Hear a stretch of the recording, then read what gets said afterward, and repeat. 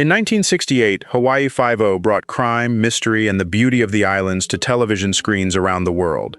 Its unforgettable cases, sharp style, and dramatic atmosphere made it a classic that fans still remember today. But time has taken many familiar faces, leaving behind stories filled with legacy, loss, and final goodbyes.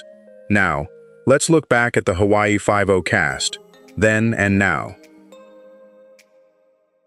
James MacArthur was born in 1937 in Los Angeles, California. He was 30 when he played Danny Williams.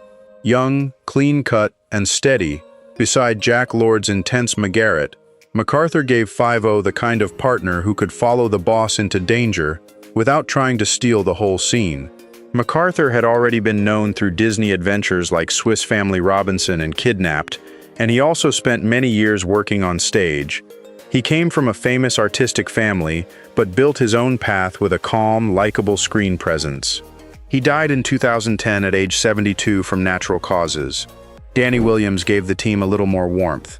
MacArthur played him loyal, alert, and grounded. Not as hard-edged as McGarrett, but exactly the kind of guy you wanted next to you when a case got messy. Peggy Ryan was born in 1924 in Long Beach, California. She was 44 when she played Jenny. Bright, quick, and completely at home behind the desk, Ryan made McGarrett's office feel busy without making Jenny seem invisible. Peggy Ryan had started out as a dancer and movie musical performer, often working with Donald O'Connor in the 1940s. Later, she built a quieter but meaningful life in Hawaii, teaching dance and staying connected to the local arts scene. She died in 2004 at age 80, after multiple strokes. Jenny was not the one kicking down doors or chasing suspects, but she helped the headquarters feel real. Ryan gave her a calm, capable presence, the kind of person who kept things moving while everyone else ran toward trouble. Herman Wedemeyer was born in 1924 in Hilo, Hawaii. He was 44 when he played Duke. Calm, local, and quietly believable, Wedemeyer gave the police team a real island presence, the kind of guy who felt like he knew the streets, the people, and the rhythm of Honolulu without having to explain it. Away from acting, Wedemeyer had already lived a pretty full life. He was a standout football player, later worked in public service, and became a respected local figure in Hawaii. He died in 1999 at age 74 after suffering a heart attack. Duke was not the loudest man in the room, and that fit him perfectly. Wedemeyer made him steady, loyal, and grounded, the kind of officer who helped the show feel less like a tourist postcard and more connected to real Hawaii. Harry Endo was born in 1922 in Denver, Colorado. He was 46 when he played Kam Fong. Quiet, precise, and always focused on the evidence, Endo gave the crime lab scenes a calm intelligence that balanced out all the action on the streets. Endo did not come from the usual Hollywood star path. A local bank commercial helped lead him towards screen work, and his low-key style made him feel natural instead of flashy. He died in 2009 at age 87 after suffering a stroke. Kam Fong gave the cases a different kind of cool. He was not chasing suspects or kicking down doors, but Endo made the science side feel important. The man with the clues, the patience, and the answers everyone needed. Zulu was born Gilbert Lani Kauhi in 1937 in Hilo, Hawaii. He was 31 when he played Kono. Big, bold, and full of local personality, Zulu gave the team a strong Hawaiian presence with a little humor sitting right under the tough guy look. Before television made him familiar, Zulu was known in Hawaii as a singer, comedian, and Waikiki beach boy. His later life had hard chapters too, including serious health struggles and a tragic 1986 traffic accident. He died in 2004 at age 66 from complications of diabetes. Kono brought muscle, attitude, and island flavor to the early team. Zulu made him feel direct and physical, like the kind of officer who could handle trouble fast, then still throw in a little local-style charm before the scene ended. Richard Denning was born in 1914 in Poughkeepsie, New York. He was 54 when he played the governor. Polished, calm, and very official without feeling stiff, Denning gave the political side of the islands a steady face, whenever the 5-0 team needed authority above them. Denning had already lived a long screen life before this role. From classic radio with Lucille Ball to films like Creature from the Black Lagoon and An Affair to Remember. He also had leading man years in crime and adventure television. He died in 1998 at age 84 from complications of emphysema. The governor was never there to steal the case from McGarrett, but Denning made him feel important. He brought that older Hollywood polish, controlled, measured, and believable as a man used to making hard calls from a quiet office. Al Harrington was born in 1935 in Pago Pago, American Samoa. He was 33 when he played Ben Kokua. Strong, relaxed, and carrying real island charisma, Harrington gave the team a local energy that felt natural instead of forced. Harrington's life stretched far beyond acting. He was a teacher, entertainer, and beloved Waikiki performer, later known to many as the South Pacific Man. He also stayed deeply connected to Hawaiian culture and community life. He died in 2021 at age 85 after suffering a stroke. Ben had a different kind of cool. Not loud, not stiff, just confident in his own skin. Harrington made him feel like someone who knew the islands from the inside, and that gave the crime drama a stronger local heartbeat. Glenn Cannon was born in 1932, and he was 37 when he played John Manicotti. Smart, composed, and cleanly professional, Cannon gave the legal side of the story a sharp courtroom edge without making it feel too heavy. Cannon's real impact went way beyond acting. He spent decades teaching theater at the University of Hawaii, directing local productions, and mentoring generations of performers. He died in 2013 at age 80, with the cause not widely reported. John Manicotti brought a calm legal weight whenever cases moved from the street into the system.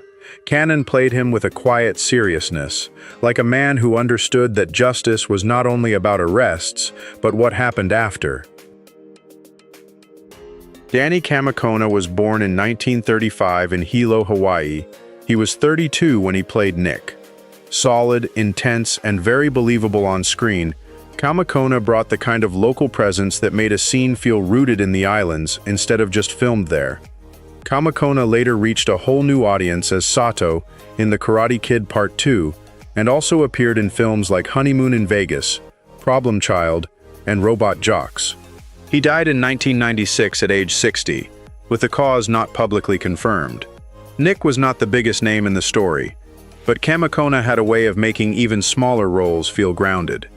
He carried strength without forcing it, the kind of screen weight that made viewers pay attention when he showed up. Mo Keel was born in 1939 on Niihau, Hawaii. He was 30 when he played Detective Truck Kealoha. Warm, easygoing, and unmistakably local, Keale gave the team a friendly island energy that felt relaxed without ever seeming careless. Keel was much more than an actor. He was a Hawaiian musician, an ukulele player, and a beloved performer, and after surviving heart trouble, he helped raise money for the American Heart Association. He died in 2002 at age 62 after suffering a heart attack. Truck Kealoha brought a softer, more human touch to the police world. Kealoha made him feel like someone who knew the community, not just the case file, the kind of detective who carried a little aloha into the job. Douglas Mossman was born in 1933 in Honolulu, Hawaii. He was 36 when he played Frank Kamana. Calm, capable, and quietly serious, Mossman gave the unit another local face, who felt right at home around the streets, offices, and pressure of island crime work. Mossman's acting life was closely tied to Hawaii's film and television scene, with work on Hawaiian Eye, Magnum, PI, and later local productions. He also stayed connected to theater and community life in the islands. He died in 2021 at age 88 from natural causes after an auto accident. Frank Kamana added steady backup when the team needed it. Mossman did not play him flashy, and that worked. He gave the role a grounded, local confidence that helped the crime drama feel more connected to real Hawaii. Kwan Hea Lim was born in 1922 in Maui, Hawaii. He was 47 when he played Tosaki. Sharp, watchful, and always carrying a little mystery, Lim had the kind of screen presence that made even a small scene feel like it had something hidden underneath. Lim became one of those local Hawaii actors people kept seeing in island-shot productions, with appearances in Magnum, P.I., Uncommon Valor, and Murder, She Wrote. He died in 2008 at age 86, with the cause not widely reported. Tosaki fit the crime drama world because Lim knew how to play quiet tension. He did not need a lot of noise. A look, a pause, or a careful line could make the scene feel like trouble was sitting right under the surface. Tommy Fujiwara was born in 1932 in Honolulu, Hawaii. He was 42 when he played Frank Okawa. Calm, grounded, and naturally local, Fujiwara brought a working Honolulu feel to the screen, the kind of presence that made the case feel closer to real island life. Fujiwara was also known as a vocalist, MC, and Hawaii National Guard veteran, with screen work that included The $6 Million Man and One West Waikiki. He died in 2016 at age 83, with the cause not widely reported. Frank Okawa was not written like a flashy action hero, and that worked in Fujiwara's favor. He gave the role a steady, everyday quality, the kind of face that made the story feel less staged and more connected to the islands. Bo Vanden Ecker was born in 1930 in Beverly Hills, Los Angeles, California. He was 27 when he played Chuck Price. Young, agile, and built for movement, Vanden Ecker brought a physical confidence that fit the action side of the series. Vanden Ecker worked behind the camera as well, with credits and stunts, producing, directing, costume work, and production support. As of 2026, he is 95 years old and has long stepped away from regular screen work. Chuck Price was part of the show's practical police world, movement, timing, and getting the job done. Vanden Ecker's stunt background gave him a natural screen ease, like someone who understood action from the inside, not just from the script.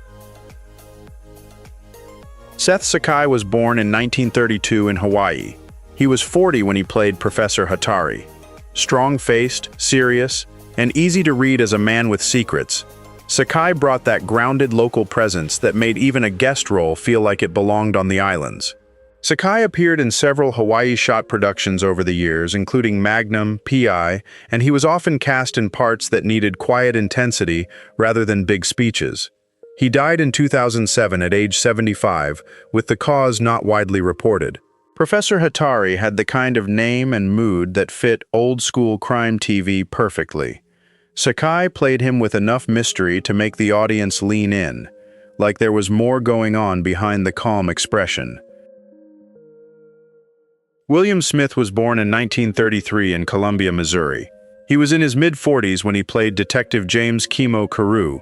Tough, muscular, and built like a man who could handle himself, Smith gave the team a hard-edged, late-era presence. Smith had a wild screen career full of bikers, brawlers, cowboys, and villains, with memorable work in Laredo, Rich Man, Poor Man, Conan the Barbarian, and Any Which Way You Can. He died in 2021 at age 88, with the cause not publicly disclosed.